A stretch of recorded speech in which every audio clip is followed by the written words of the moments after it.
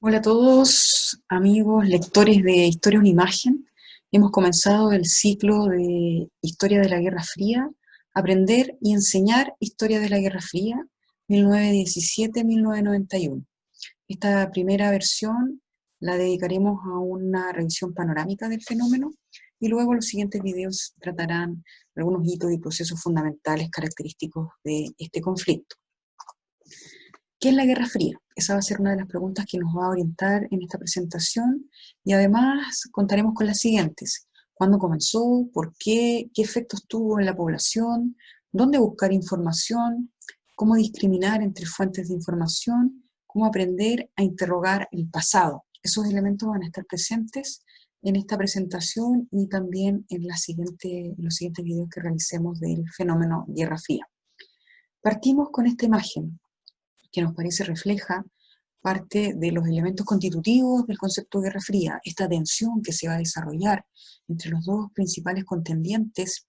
que triunfaron en la Segunda Guerra Mundial, Estados Unidos y la Unión Soviética, emergen victoriosos de este conflicto y una vez que que termina sucumbiendo la Alemania nazi, Hitler termina desapareciendo del mapa del escenario político por allá por abril de 1945, estalla una siguiente guerra con nuevas características y entre esas características estará el nunca declararse la guerra entre las partes principalmente involucradas en ella. Esta tensión va a significar que cada uno de los territorios de los contendientes, Norteamérica y Unión Soviética, va a estar permanentemente bajo amenaza de la inminente posibilidad de ser atacado con armamento nuclear atómico por parte del enemigo, en este caso la Unión Soviética o Estados Unidos respectivamente, amenazando la Pax americana, la Pax soviética. Esta caricatura corresponde a un texto húngaro que seleccionó las principales caricaturas tanto de época como también más actuales que interpretaron el fenómeno de la Guerra Fría y tiene por objeto aprender historia a través de la caricatura, a través de las imágenes. Pues bien, ¿cuáles son las principales fuentes de información que tenemos para estudiar la Guerra Fría? Como un fenómeno del siglo XX, esta temática histórica nos permite adentrarnos en ella a través de todos los tipos de información, fuentes de información, cartas, discursos, memorias, películas, carteles de propaganda, fotografías, caricaturas y por supuesto también bibliografía especializada. Como es una época reciente, el problema que tenemos no es la falta de información, sino la sobrecarga de información y de cada una de las partes y la subjetividad con la que fue producida, porque es un hecho que forma parte de la segunda mitad del siglo XX y gran cantidad de información en realidad debemos considerarla como fuente, porque está dentro del periodo y no tiene por objetivo ser objetiva. Pues bien, vamos a partir una mirada panorámica de un eje cronológico, que este eje emerge de una propuesta analítica que podríamos ubicar entre los historiadores que visualizan la Guerra Fría en larga duración, desde 1917 hasta 1991. Entre los autores chilenos que tenemos con esta perspectiva, inclusive encontramos a Joaquín Fermandois, extranjeros, bibliografía extranjera, tenemos a Ronald Powazki con su texto Guerra Fría, 1917-1991, y vamos a ver que la mayoría de los textos y de la bibliografía aborda el conflicto, en realidad ubica la Guerra Fría desde 1945 en adelante, y en este eje marcado en color rojo, después de la Segunda Guerra Mundial. Observemos un poco este eje cronológico. En 1917 estalla la Revolución Rusa. Este es el primer hito que debemos tener en consideración para comprender la Guerra Fría. Es el momento en que se materializa en un Estado la propuesta que venía ya desarrollándose de manera teórica y a manera escrita desde mediados del siglo XIX, una forma de organizar el Estado, el poder, una forma de organizar la sociedad con corte socialista opuesta radicalmente a las democracias liberales y opuesta, por supuesto, al capitalismo. Pues bien, en 1917, en plena Primera Guerra Mundial, Rusia se ve enfrentada a una revolución, a desabastecimiento, a problemas internos, y ya con la maduración de principios del siglo XX de intelectuales que tenían la idea de materializar en Rusia una propuesta de corte socialista comunista, logra establecerse allí en 1917, producto del contexto en el que se encontraba Rusia, la revolución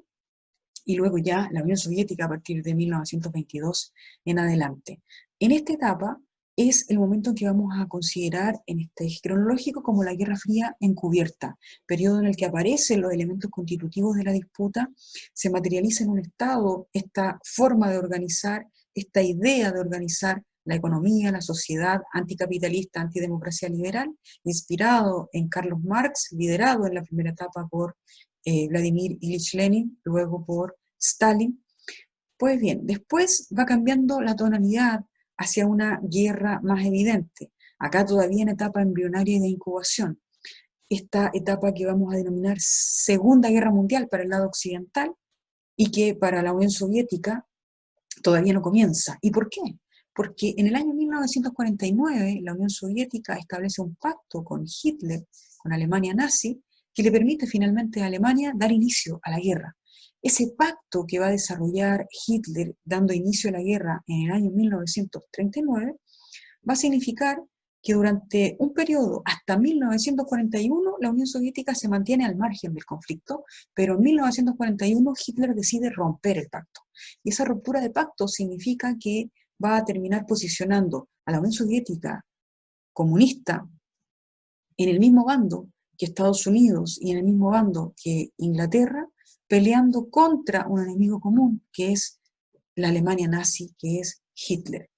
En 1941 hasta 1945 se produce lo que Eric Hobsbawm denomina la insólita alianza. La insólita alianza entre el capitalismo y el comunismo salvó a ambos de un enemigo, de un tercer enemigo común, que es el fascismo, que terminaba y que esperaba eliminar a estos dos contendientes. Pues bien, finalmente esta unión insólita, rara en la historia, del 41 al 45, termina salvando al comunismo y al capitalismo, y una vez que logran derrotar en Europa a Alemania nazi y posteriormente, unos meses después, en agosto, a Japón, en ese minuto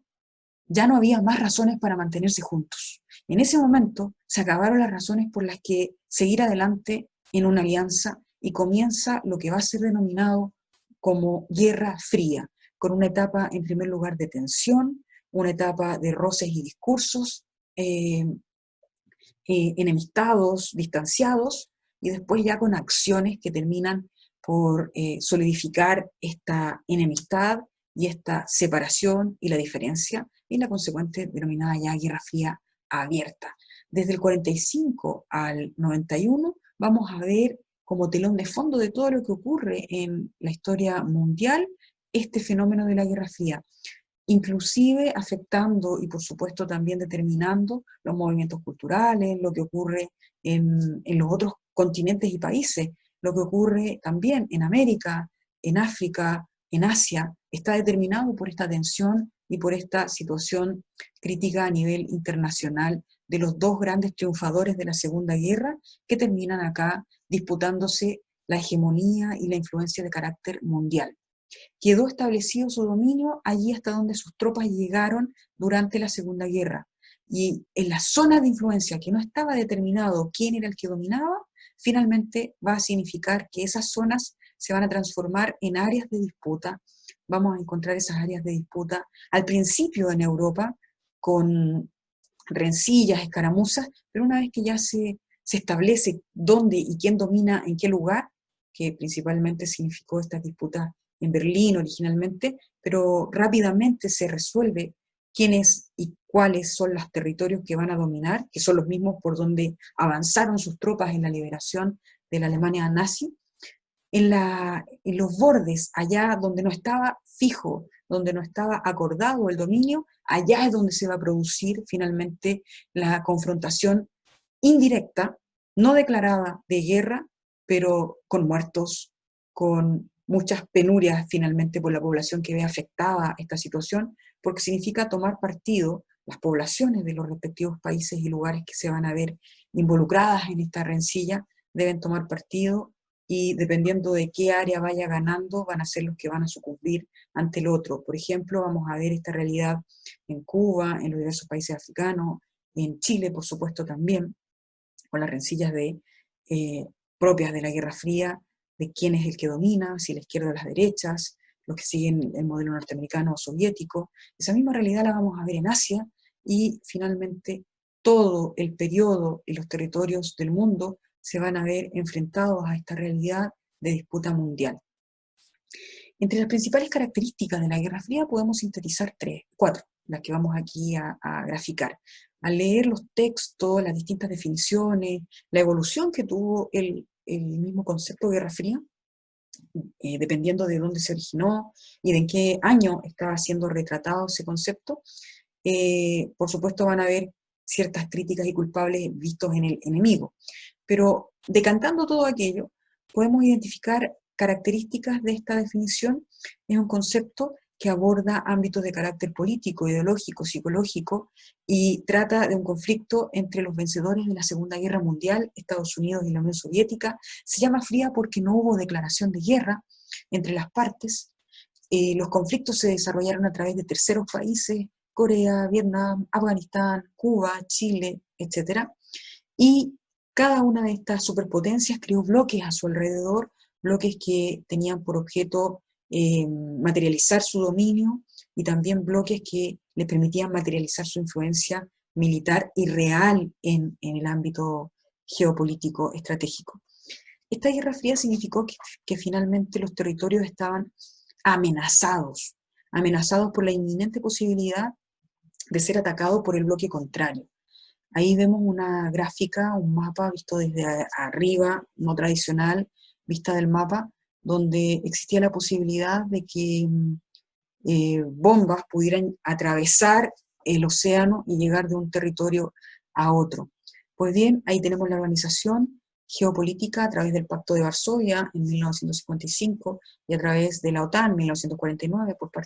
comandada por Estados Unidos, Inglaterra, los países occidentales. Y esa es la configuración finalmente como central, pero esa configuración se va a traspolar y se va a trasladar a los distintos escenarios del globo. ¿Cuándo comenzó la Guerra Fría? Ese es uno de los elementos donde no hay acuerdo en la historiografía, y vamos a tener libros que señalan que la Guerra Fría comenzó en 1917, otro en 1945, otro en el 46, otro en el 47. Por ende, bueno, ni esta fecha ni ninguna es pertinente ser consultada en ninguna prueba, en ningún ámbito de conocimiento, de explicación histórica y de comprensión histórica. ¿Cuál es la fecha? No es lo relevante. La pregunta relevante aquí de responder, interesante, es por qué se concibe cada una de estas fechas, años, como hitos de inicios de la Guerra Fría. Quienes consideran la 1917 ponen el énfasis en el significado de la Revolución Rusa. Quienes consideran 1945 enfatizan en el significado del fin de la Segunda Guerra Mundial, fin de la alianza, fin del pacto, fin de los acuerdos. Esta es la más tradicional. En el 46 son los autores que ponen énfasis en el discurso, cuando empiezan las palabras, los escritos, también las alocuciones anti-URSS, anti-Estados Unidos en los respectivos países. Y finalmente, los que consideran 1947, los manuales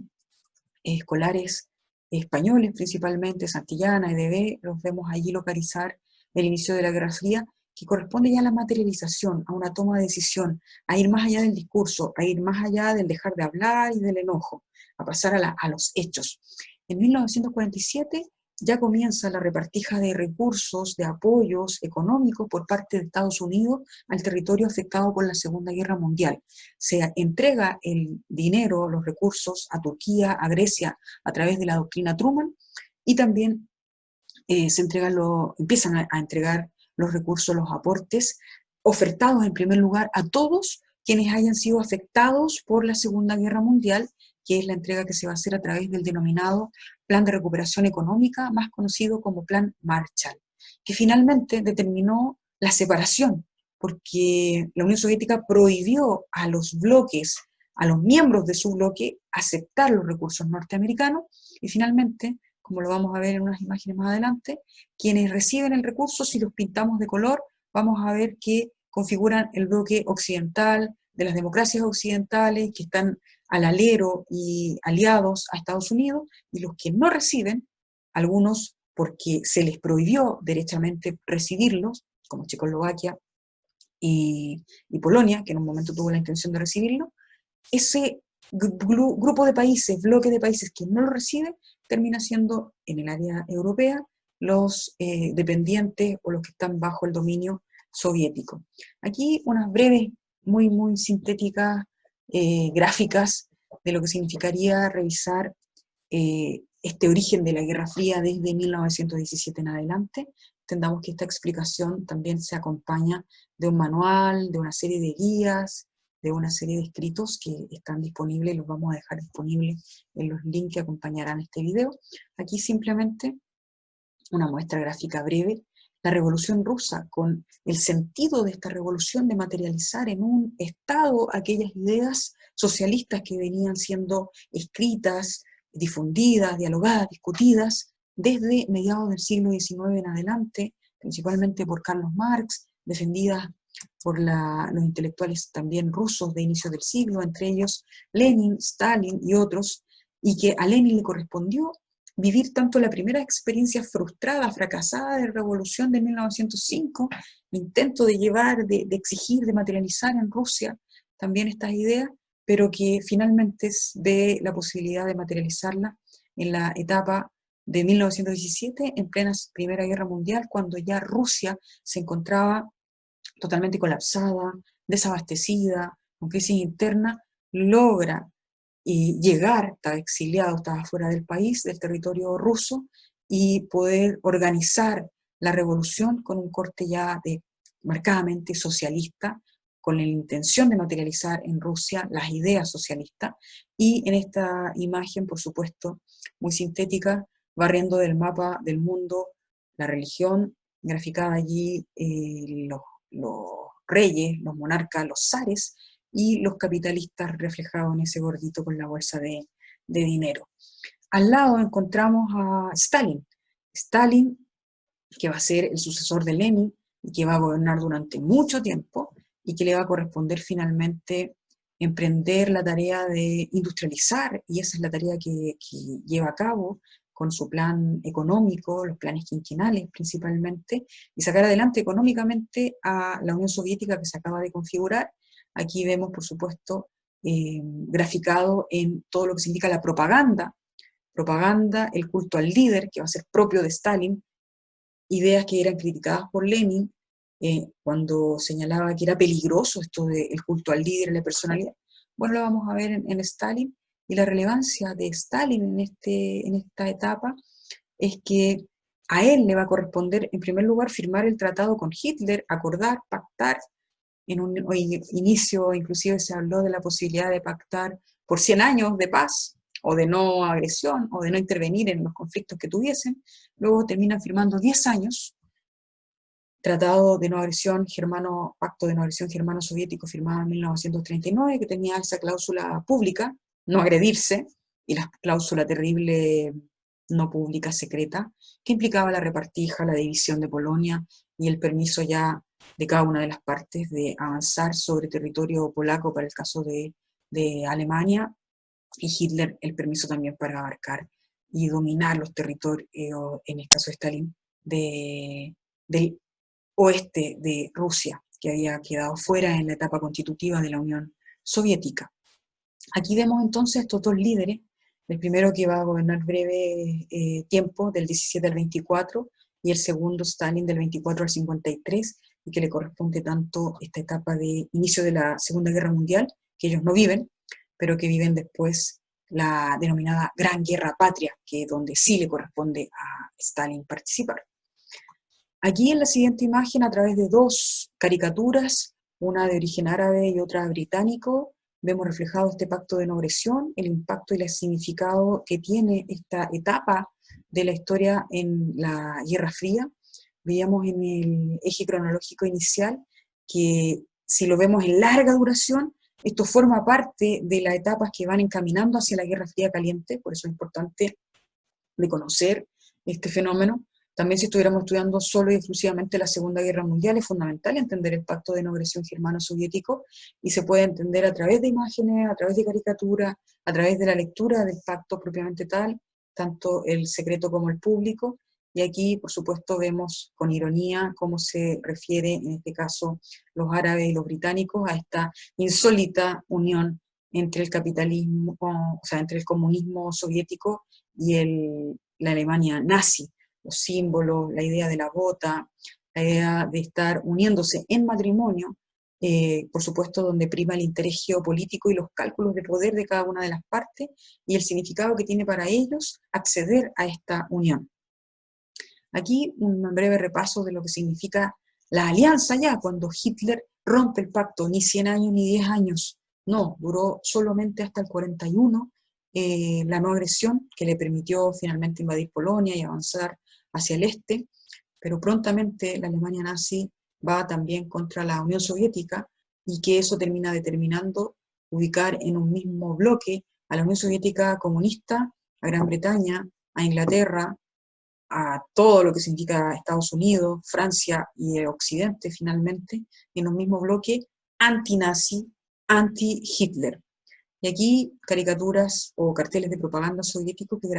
grafican esto, ahí lo vemos a nivel de caricatura, avanzando desde el este la Unión Soviética, desde el norte y desde el oeste, Gran Bretaña y Estados Unidos. Un elemento significativo de los carteles de propaganda soviéticos es esta idea de poner en primer plano a Gran Bretaña y en segundo o tercer o nada plano de importancia a Estados Unidos. Y por supuesto, ausente total, Francia. Aquí también carteles de propaganda que ya le hablan al pueblo soviético sobre esta posibilidad inminente de aplastar a Hitler, dibujado allí inclusive como un animal con su símbolo, y también nuevamente el protagonismo de la Unión Soviética, evidentemente está en un cartel soviético, y también la presencia de Gran Bretaña, y en tercer lugar, segundo lugar, de Estados Unidos. Esa misma idea que veíamos en el cartel, la vemos reflejada acá en el mapa, el avance que se va a producir, y aquí esto ya es muy relevante respecto de la Guerra Fría, entendida ya como Guerra Fría caliente, abierta, porque allí hasta donde avancen las tropas soviéticas y occidentales, entre ellas entendidas norteamericanas y británicas fundamentalmente, hasta allí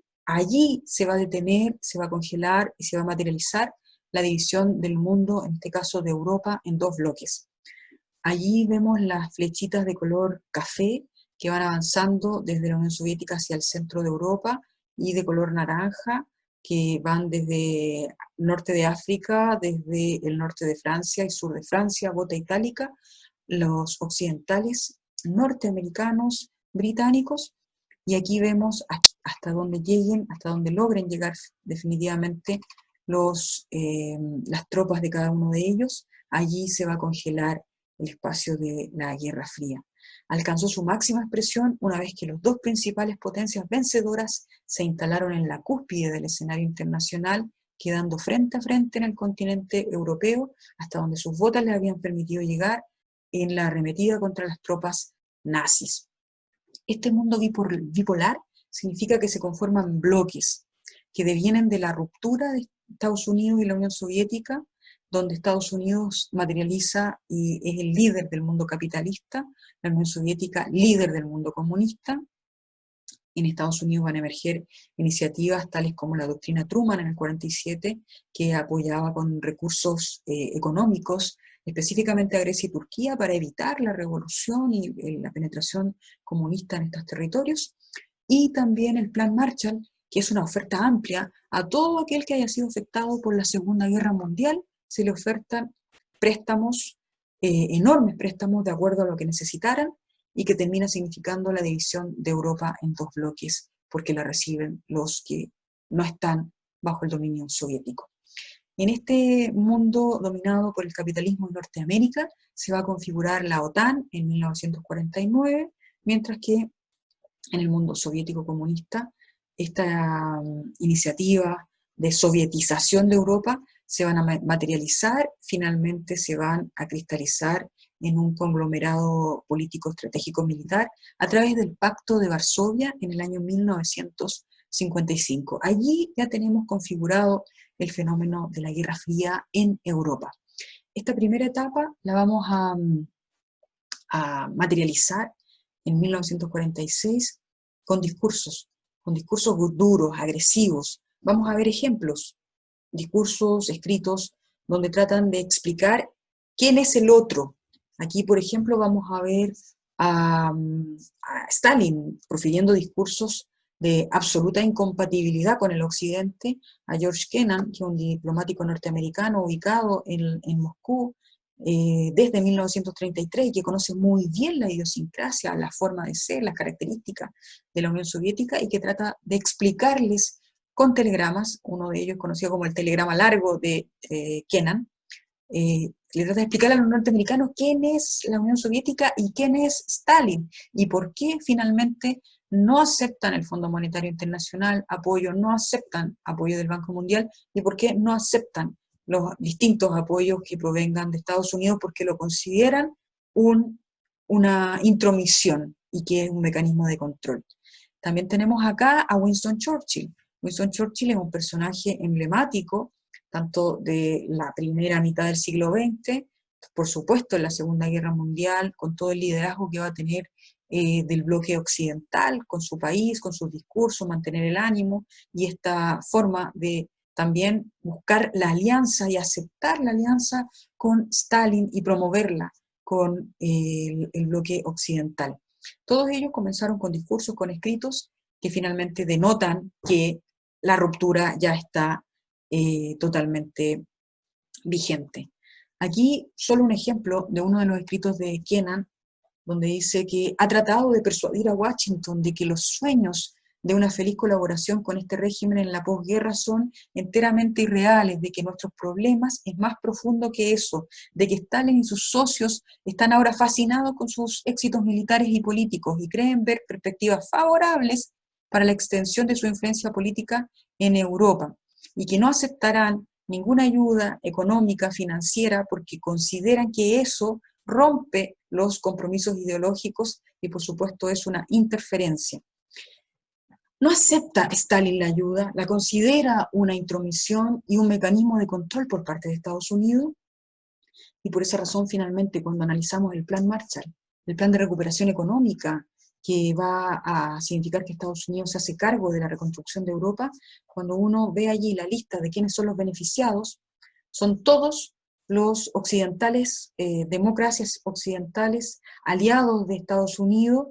y el único país comunista que va a aceptar dinero es un país comunista que no depende del alero de la Unión Soviética y que su comunismo es una invención y creación interna y no por aplastamiento soviético, que es Yugoslavia. Y por eso es que cuando vemos esta imagen, el mapa,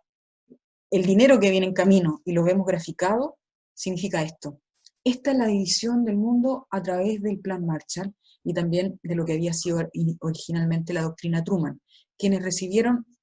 recursos del Plan Marshall, ellos son los aliados finalmente de Estados Unidos y en ellos se configura el bloque occidental, democracias occidentales. Los que no recibieron son todo el bloque soviético. Así también vemos esta misma realidad graficada en la propaganda respecto del Plan Marshall. Esa propaganda la vemos, por supuesto, en pro y en contra. Cuando hay propaganda en pro, por supuesto, es occidental, la bienvenida, libre paso, la paz, recuperación, expectativas, y todo lo que está en contra, tanto en contra de la figura de Marshall, como que viene a aplastar a Europa, viene a sacar la paz de Europa, por supuesto, es la propaganda soviética que emerge en el bloque soviético. La Guerra Fría en Europa significó, en primer lugar, que Europa terminó siendo dividida por zonas de influencia, allí hasta donde habían logrado instalarse los propios ejércitos de ambos bloques. Vamos a ver que el primer ámbito de crisis se va a desarrollar en Berlín y que esa crisis se va a materializar en la primera etapa con el bloqueo de Berlín por parte de la Unión Soviética. Vamos a ver que en 1948 los soviéticos bloquearon Berlín y con eso intentaban presionar a las potencias occidentales para que se fueran. Occidente organizó un puente aéreo para apoyar enormemente a Berlín Occidental y con eso también un gran paraguas de publicidad que va a significar que Berlín Occidental y Alemania Occidental termina por consolidar su vínculo positivo y su relación con Occidente y sobre todo con Estados Unidos. Los soviéticos después de un año van a levantar el bloqueo que habían justificado porque estaban arreglando los puentes, porque como no era directa la confrontación, eran todo de manera indirecta. Finalmente se levanta el bloqueo y se crea la República Democrática Alemana en el lado soviético y la República Federal en el lado occidental. La segunda crisis va a ser la construcción del muro de Berlín. Ese va a dar para un video particular que vamos a generar como explicación. Acá va a ser solamente nombrado como uno de los, todos los hitos que vamos a ver en la Guerra Fría. ¿Por qué Alemania y por qué Berlín propiamente tal se transforma en un hito de conflicto? Porque Berlín, como capital de Alemania, que concentraba la mayor cantidad de población, quedó encajado en el ámbito oriental. Eso significó que quedó todo Berlín, tanto lo que le correspondió ser administrado a la Unión Soviética, como la mitad que le correspondió administrar a las potencias occidentales, quedó en medio de un mar soviético. Y por ello significó finalmente que a través de Berlín podían y trataban, y lo hacían hasta 1961, las personas que querían salir del bloque soviético, lo hacían atravesando al lado occidental de Berlín, al lado controlado por los norteamericanos, franceses, británicos, y en el fondo al lado de las democracias occidentales. Y por esa razón Berlín se transforma en este punto de fuga. Y eso va a transformar a Berlín en un ámbito muy simbólico de la Guerra Fría, y allí es donde se va a materializar uno de los hitos más emblemáticos de la Guerra Fría, más dramáticos de la Guerra Fría, y que va a acompañar hasta el final de la misma, que es el muro de Berlín, que según la explicación soviética se construyó para evitar el ingreso de espías, y que por supuesto, según la visión occidental, se construyó para evitar la fuga de personas del ámbito oriental. Entre las crisis más emblemáticas de la Guerra Fría, vamos a revisar algunas de ellas en los siguientes videos, están la Guerra de Corea, que hasta el día de hoy acompaña sus resabios como emblema y como resabio de la Guerra Fría, la Corea dividida entre el pedazo capitalista y el pedazo comunista, la crisis de los misiles del año 62, la guerra de Vietnam, una larga guerra que finalmente termina en 1975,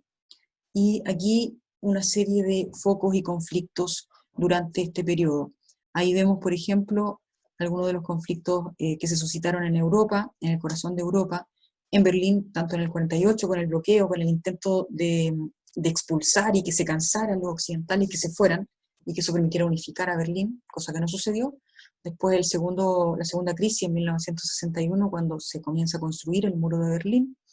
vamos a encontrarnos allí las crisis de Grecia y Turquía, que termina determinando la entrega de muchos recursos por parte de Estados Unidos a estos países para evitar la revolución y la penetración comunista a sus territorios. Vamos a encontrarnos con la guerra de Vietnam, una larga guerra desde el 45 con antecedentes hasta el 75, y lo que significa la guerra de Corea entre el 50 y el 53, situaciones críticas de levantamientos que se van a suscitar en Hungría, y también, por supuesto, la crisis de Cuba de 1962. La crisis de los misiles va a ser uno de los temas que vamos a abordar en profundidad en los siguientes videos. Acá sírvanos de ejemplo y mostrar esta imagen que sirvió en 1962 como evidencia en la ONU, donde se demostraba que habían instalaciones soviéticas de misiles en la isla, y que eso significaba finalmente que Estados Unidos tenía a sus pies, a un par de kilómetros, 140 kilómetros de distancia, misiles. Es el conflicto más peligroso de la Guerra Fría. Se tuvo que retroceder cuando ya estaba casi a un paso de estallar la guerra. Las dos grandes potencias retrocedieron finalmente por lo peligroso que era comenzar un tercer conflicto ahora en la era atómica, en la era de los armamentos nucleares, y esto sirvió finalmente como hito que demostró a las partes que no podían arriesgarse a llegar a un conflicto tan grave como este, y también tener a un tercero metido con la posibilidad inminente de tomar el control de las armas.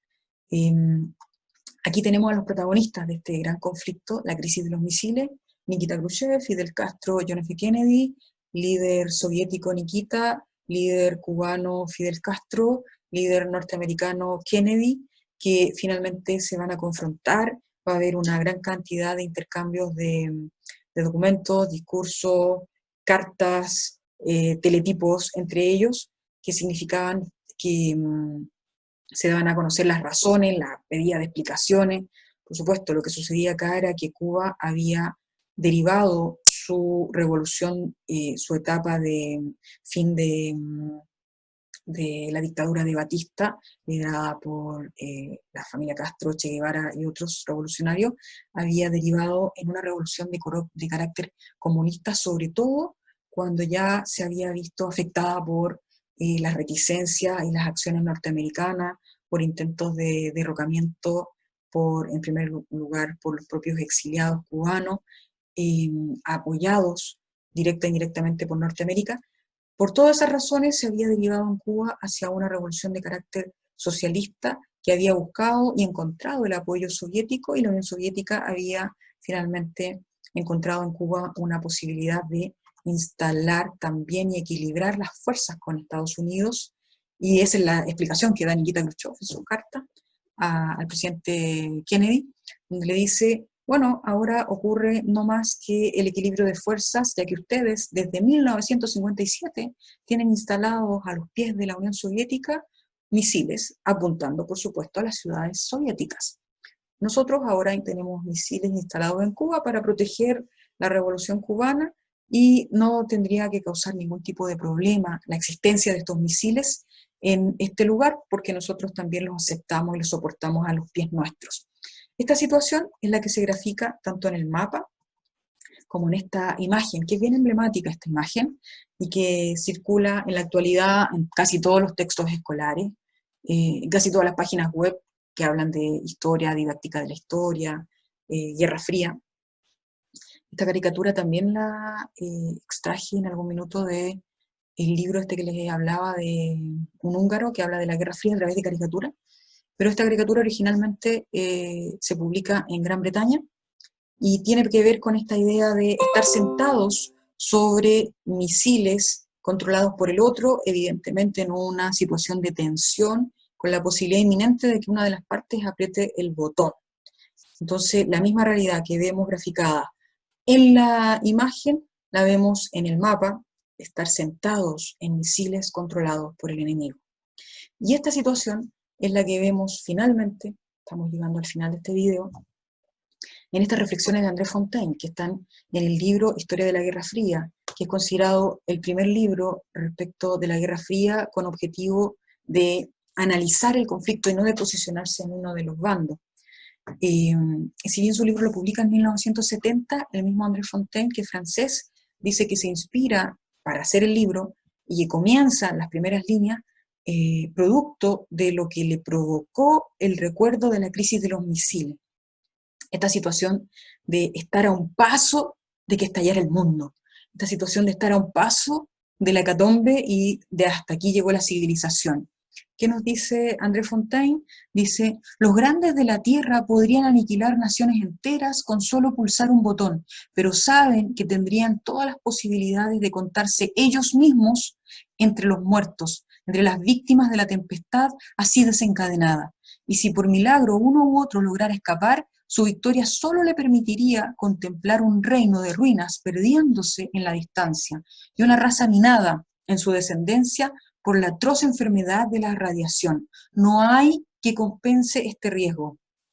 Tienen que renunciar a la guerra abierta como medio de hacer prevalecer sus ambiciones e intereses. Los planteamientos tradicionales de la política mundial se han visto trastornados en el mismo momento en que empezaban a enfrentarse en un duelo sin precedente dos ideologías de pretensión universal, encarnadas cada una de ellas en un Estado con poder suficiente para hacer de él un candidato a la hegemonía. La idea, en el fondo, que está detrás de la posibilidad inminente de otras bombas equivalentes a la de Hiroshima, Nagasaki y mucho más, con todos los avances que ya se tenían en la tecnología militar, era que finalmente esas armas son las que salvaron a la humanidad, porque son las que hicieron finalmente retroceder a utilizarlas, sabiendo las consecuencias que eso podría acarrear. Me quiero detener en esta última lámina de la presentación en invitarlos a los profesores de historia, a los interesados en historia, a revisar este texto, que es una propuesta didáctica para la enseñanza y el aprendizaje de la Guerra Fría, independiente de si es en contexto escolar o en contexto de cultura general. Está compuesta por una serie de guías de aprendizaje que se estructuran con ideas relacionadas con cómo aprender y cómo enseñar, toman temas relacionados al constructivismo, a la didáctica de la historia, y está allí contenido el tema de cómo pensamos la historia, cómo aprendemos historia, cómo enseñamos historia, para qué aprender historia y con qué medios. Allí vamos a ver en cada uno de los temas que se retratan y que se abordan finalmente, propuestas donde se insertan el uso de imágenes, de fuentes escritas, recomendaciones de películas, fragmentos de textos, bibliografías, fuentes, con el objeto de que cada vez que se aborda un tema, se exponga al lector a la lectura y a la revisión de tanto fuentes escritas como iconográficas contrapuestas, principalmente para que pueda tener una opinión y sea interpelado a tener una visión y una posición al respecto, con el objeto de finalmente comprender de manera activa el fenómeno que estamos estudiando. Así llegamos a nuestro fin de la presentación 1 de esta introducción a la Guerra Fría, de la página Historia una Imagen, donde hemos empezado esta serie, La Guerra Fría, y a través de videos queremos ir comentándole estos temas. Gracias.